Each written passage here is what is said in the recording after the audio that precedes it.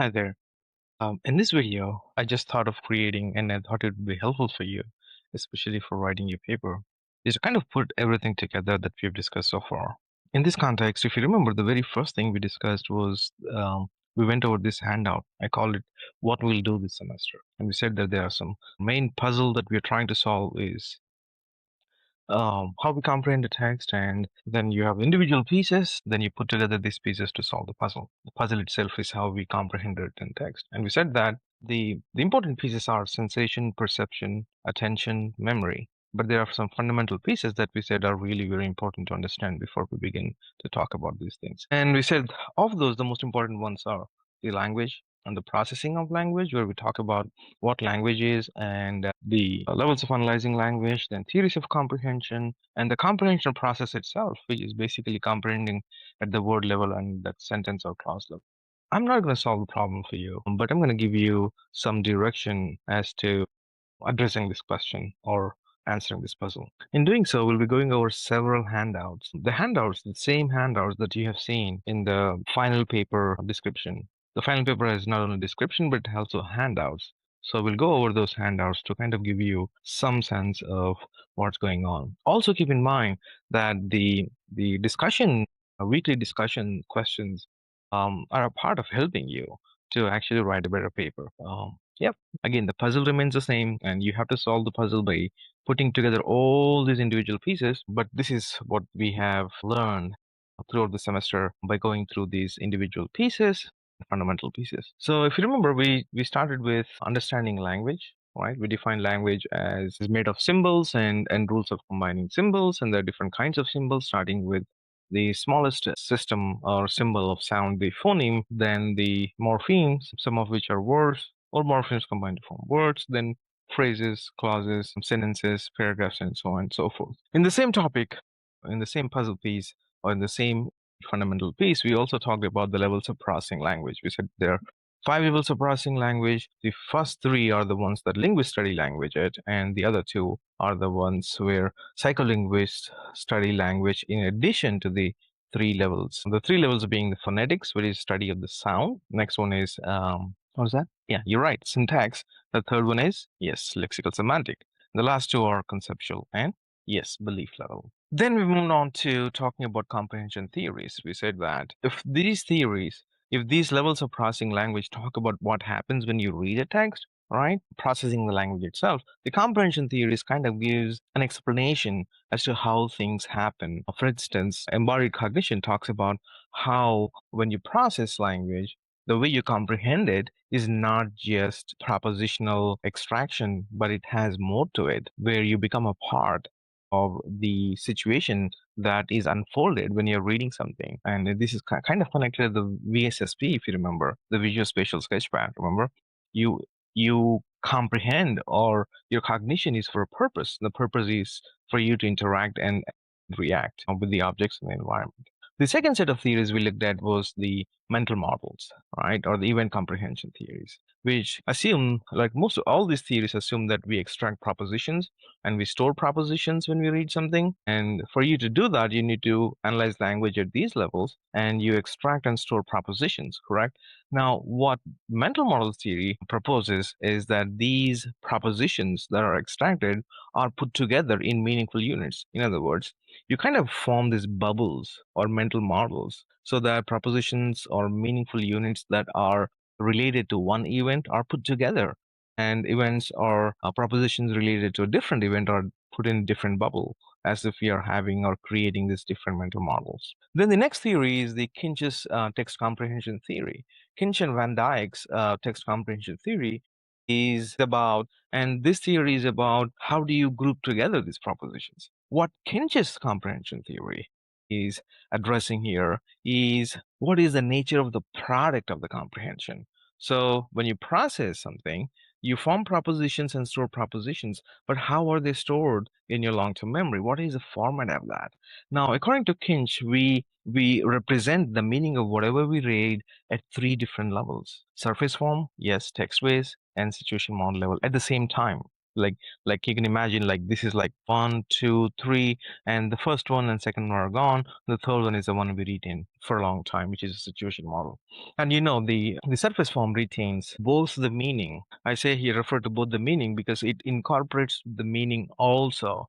In other words, lexical semantic processing is also involved here. But more importantly, it also incorporates the syntax. So the processing of the sentences at the phonetic, syntactic, and lexical semantic, all these three are included in the representation at the surface form level. You can think of text-based level as a subset of the surface form level. In other words, a part of it involves storing just the lexical semantic aspect of it, not the syntactic aspect of it, right? So that is a paraphrasing, the actual meaning, actual propositional structure that is extracted and that is stored for a little longer than the surface level. Now, then you can think of a different set of representation where this is both a subset and a superset of the text-based representation, in the sense that if the text-based stores all the available propositions or paraphrases of the sentences that you've read, situation model only selects the most important propositions from this, and it gets stored at this level, the situation model level, the most important propositions or paraphrases. In addition to that, another important aspect of the situation model is that it generates and stores levels. So, what does it all mean? Well, when you read something, you understand it. When you understand something, you store the understanding of it in the form of a representation. That representation is at three different levels or three different kinds at the same time. One is the surface form, which has the representation of the exact wording and meaning, text-based, which has only the representation of the meaning, and the last one is the situation model, which has a representation of the most important meaningful events plus the inferences. The comprehension process. Now, when we say comprehension process, you can divide comprehension process into processing at the word level and processing at the clause/sentence level. Now, you can have a simple sentence. In that case, you only have one clause, but if you have a complex sentence, then you have two independent clauses or one independent, one subordinate clause, and things like those. Again, theoretically, it's a clause level, but I'm going to use clause and sentence synonymously here. What happens at the word level? That's right. You phonetically process the individual printed letters. Like you sense the information, the individual printed letters are sensed, right? And the individual sounds of these letters are perceived, and the combination of sounds of these letters are perceived as words. Phonetic processing leads to word identification. That's what happens at the word level. What happens at the class level is the rest of these. In other words, at each word, you identify a word as a word without referring to its meaning, without looking at its concept, and without anything else. You just identify what is a word. Then these words that are identified, right, they are stored in the short-term memory. And once you get to the end of the sentence or clause, right, all these words that are identified would then go through the process of syntactic processing, lexical semantic processing, conceptual processing, and belief level processing. In other words, you identify the propositional structure of each of the individual words, parts of speech that the word belongs to, right? And what else? Syntax, whether it's a subject, verb, object, and also the Chomsky's the phrasal structure of the words put together. Once you do that, then you process the lexical semantic nature of it. What it means is that each and word, every word has carry meaning, right? And that's the textbook meaning, or sorry, the dictionary meaning, and that would be lexical.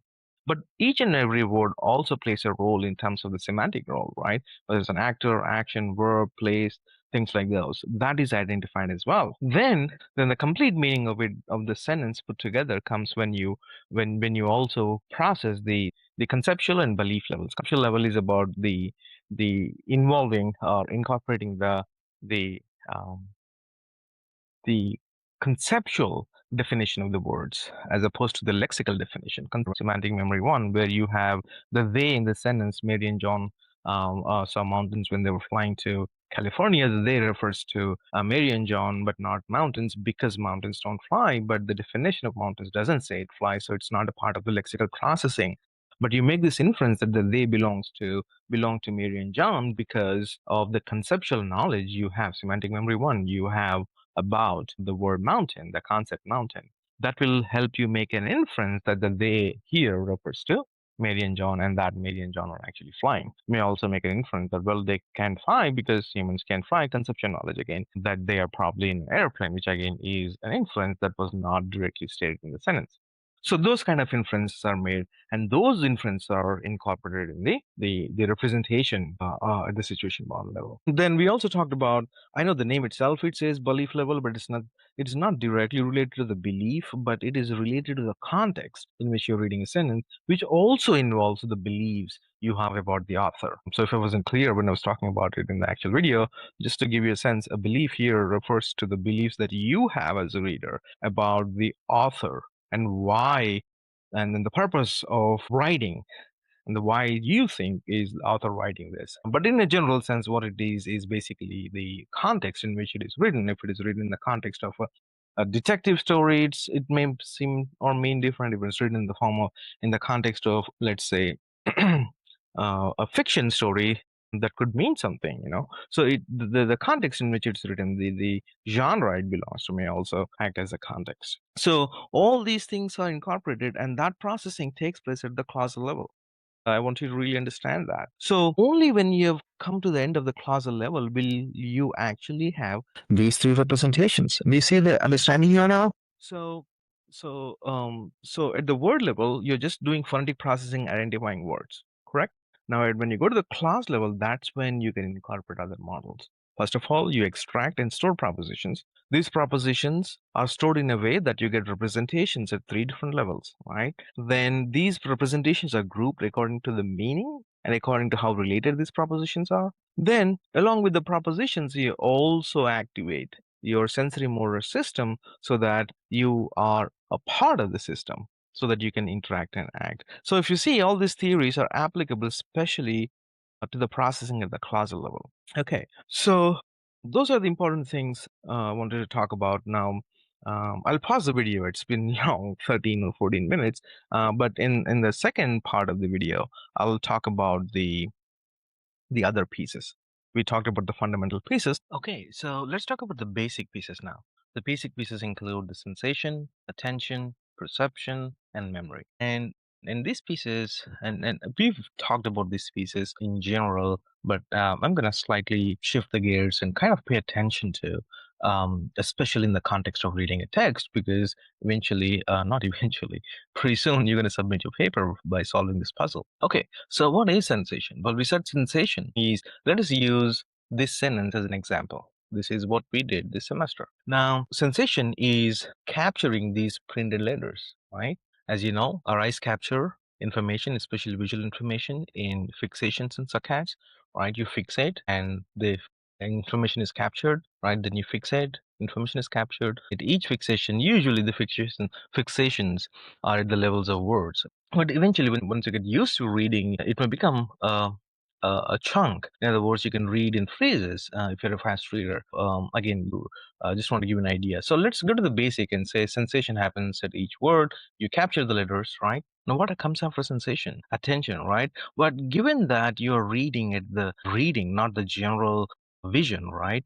So you're already attending to the information. So attention becomes a part of the sensation. In fact, if you remember, we talked about fixation to fixation. There is a saccade, and we said what triggers saccade is this expectation called spotlight attention, which is a part of the attention. Does it make sense? So, a sensation, before you can capture information, you are incorporating attention in it. And I really like the way some of you guys actually talked about this stuff when you were summarizing the two articles in one of those, I think, fourth week of discussion forum. So that's cool. Okay, so you capture information. Like, for how long is this information held in your sensory memory? In other words, in your eyes, in your retina. Well, if you remember, you learned that, yes, it's right, 250 milliseconds, right? And this 250 milliseconds is what is used to perceive whatever is captured in each word. So 250 milliseconds, capture, perceive, and you identify this is a word, and this identified word is stored in your last short-term memory. Right. Next word, 250 milliseconds. It is stored, and during this 250 milliseconds, your brain perceives it, identified as a word, and where it perceives is in the short-term memory. So it is stored in the short-term memory. So you do this process, a cyclical process of identifying each word as a word without its meaning or anything, then all these identified words are identified in short-term memory, and that's where the information is held, right? And again, as you know, sensory memory only holds information for 250 milliseconds, but short-term memory holds information for how long? Yeah, 15 to 30 seconds.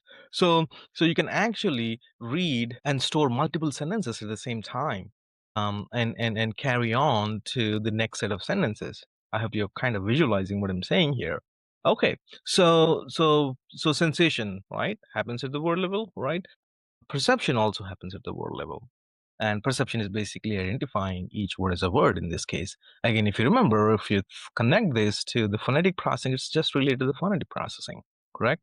And identifying word is key to any of these levels of representation, because without identifying the words as words, you won't be able to actually develop propositions, because you need propositions, and for that you have to process language in the other levels. So we talked about sensation. How much of the information? Remember, there's another question we answered. How much of information is captured by sense organs? And when we talked about different experiments of Sperling's whole report, partial report, eventually we concluded that your eyes capture 76% of the information out there.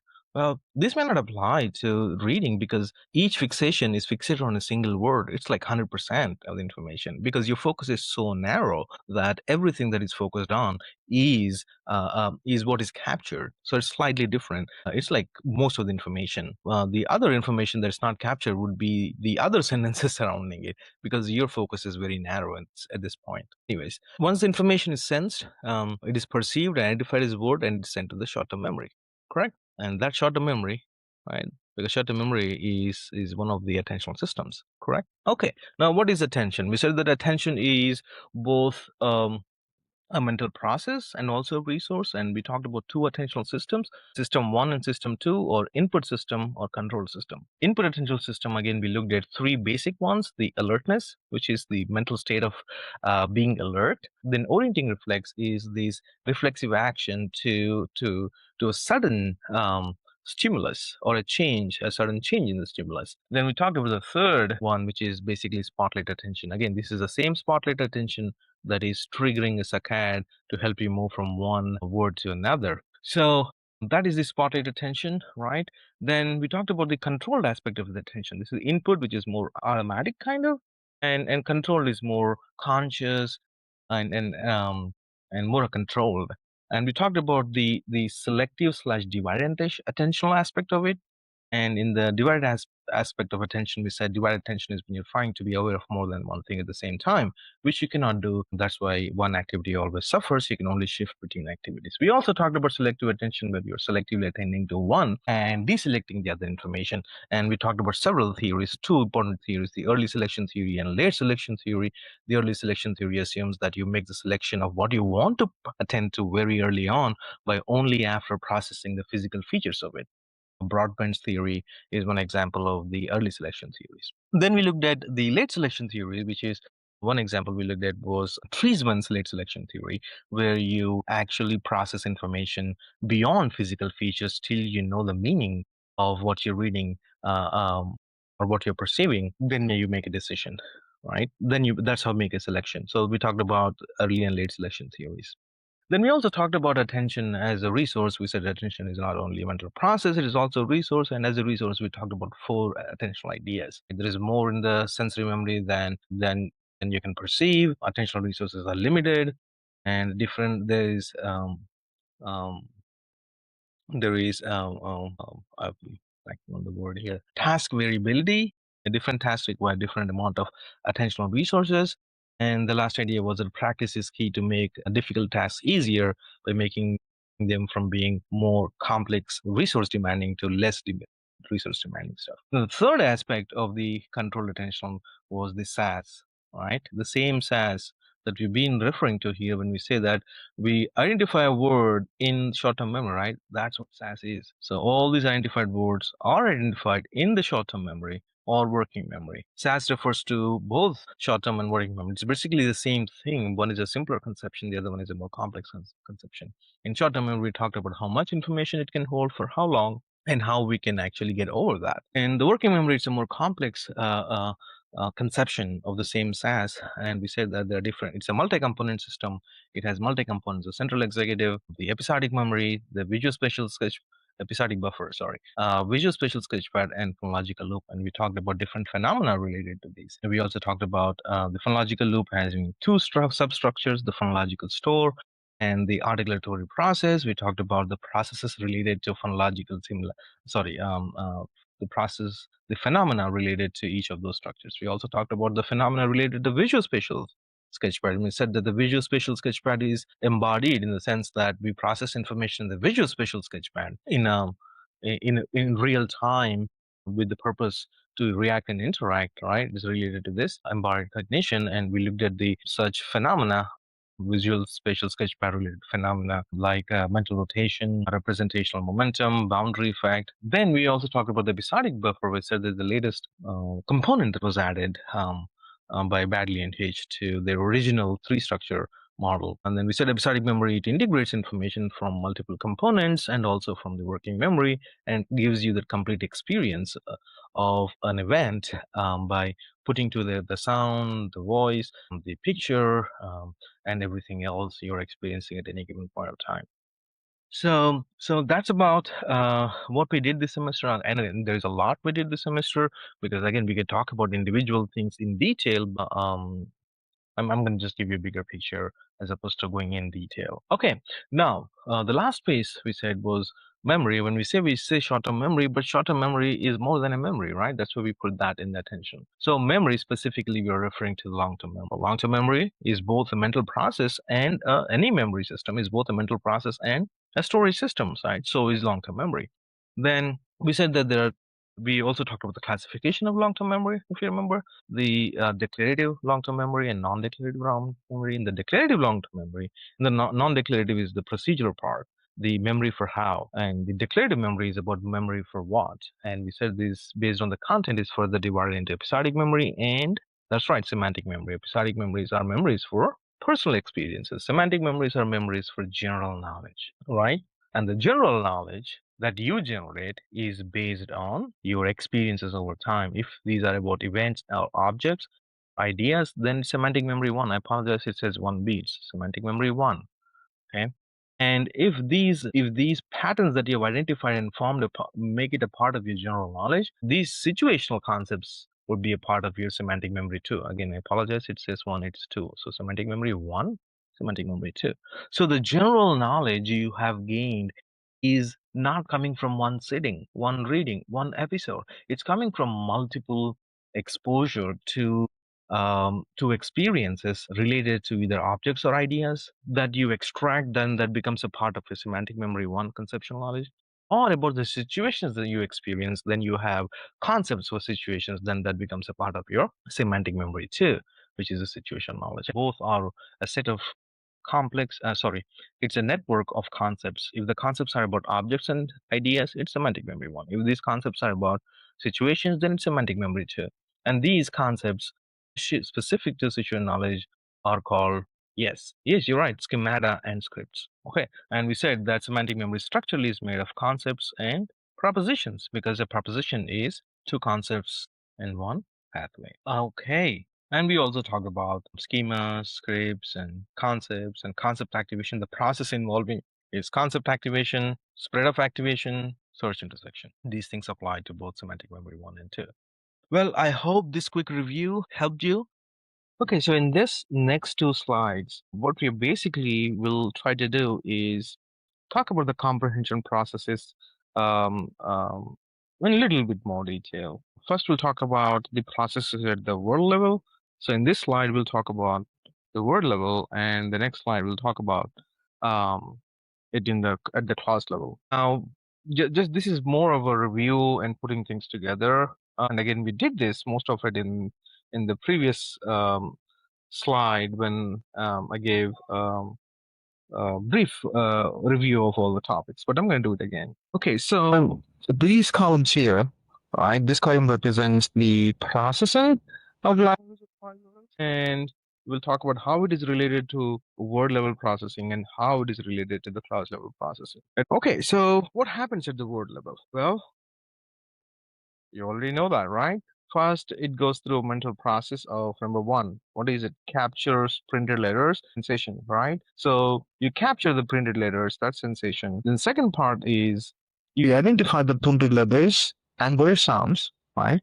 And then so it becomes perception of letters and the third thing we do is identify the combinations of these sounds as words. So again, perception of words. So perception of the combination of the individual letters and their sounds as word. So that's exactly what happens at the word level.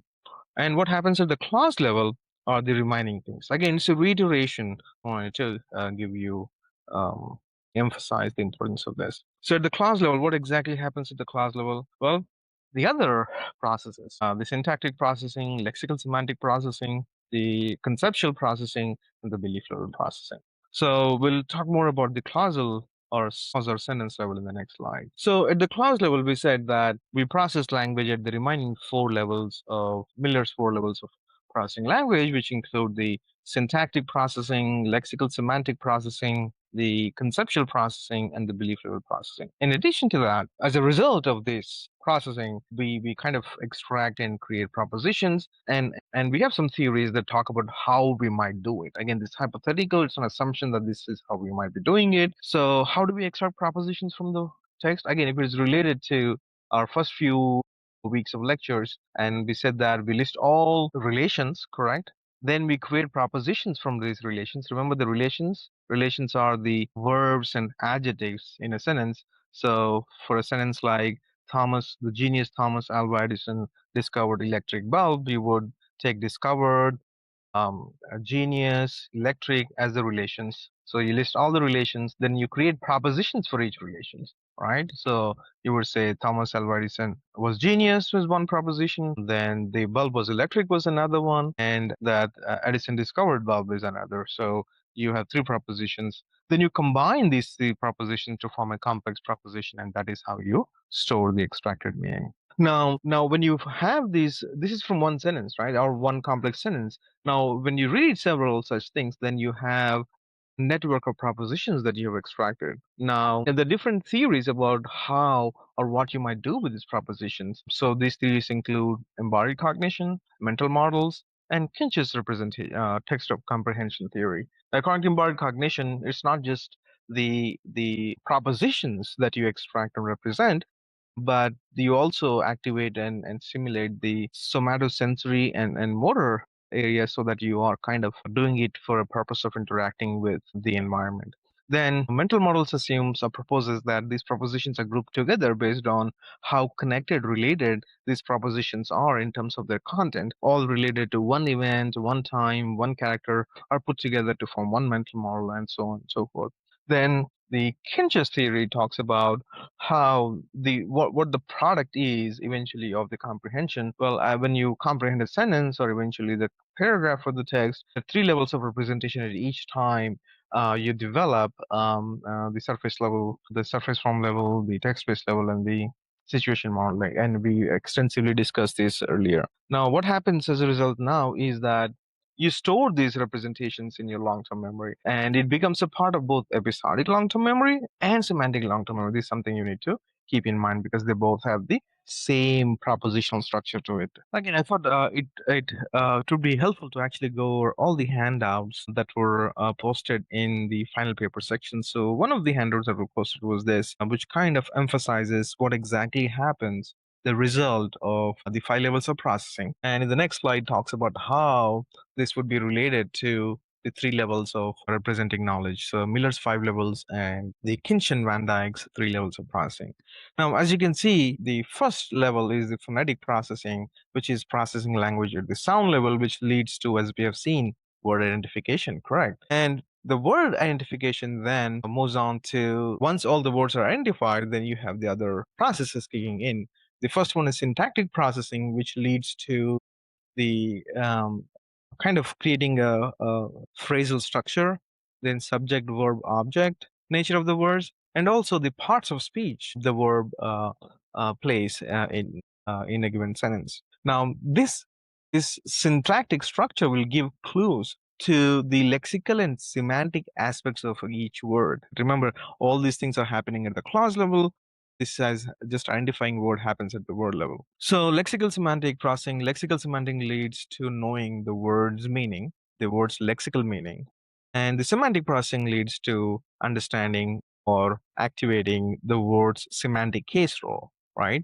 Or the thematic case role or the case role. So the actor, action, recipient, then you have agent, location and time. These three are the linguistic levels of analyzing language. The other two are the additional levels that psycholinguists study at. So these are the psycholinguistic levels, which includes conceptual and belief level. And we also talked about how conceptual level processing leads to generating inferences. Exactly. Inferences related to conceptual knowledge, like they referring to Mary and John because mountains can fly, or inferring that they're flying in an airplane because humans can't fly. So these inferences that you draw from the conceptual knowledge, semantic memory one. The belief level leads to also generating inferences based on the context in which you're reading a text, including the beliefs you have about the writer. Well, in this slide, we'll talk about how the Miller's five levels of analyzing language are related to Kinch's three levels of representing meaning. Well, this is one of the weekly discussions, and it's really impressive how you make this connection. So kudos, good job.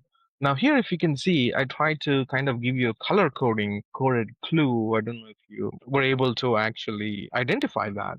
You can see these are red color and the surface level is coded red, and the second one is the text base, it's coded in green. The lexical semantic is coded in green, and the situation model is coded blue. And you can see these are the conceptual and belief levels that are coded in blue, kind of giving some clues about how this might be related. And you did a great job, you guys, in the weekly discussions. Now, at surface level, as you know, it incorporates the syntactic structure, right? And also the meaning. So it's not exactly just red, right? But red is unique to it. It identifies words and has a syntactic structure, but syntactic level, surface level also has lexical and semantic aspect to it. So I just wanted to you to understand that the surface level has both as phonetic information, syntactic information, and lexical semantic. So the result of this thing in surface level. So surface level is related, whereas the text-based level is mostly related to the lexical semantic, right? Because it has just a meaning and not the exact word. Again, phonetic is required, so basic stuff, right? Then the situation model, right? It has some of the lexical semantic. Remember, the most important paraphrases or most important events are stored as a paraphrases as a propositions. Then, most importantly, the conceptual and belief levels are the important part. So it's not just blue inferences, but some parts of green also there. So I want you to understand. Red plus little bit of green. Green is little bit. Green is mostly green, but blue is little bit of green and also blue. So again, this is something we discussed. We can discuss on this over. It kind of helps you at this point. These are the handouts I wanted to review, which I thought would help you with your paper. Please shoot me an email if you need any help. As I said, I'll be more than happy to answer any questions you might have. Thank you very much. Have fun. Have fun learning.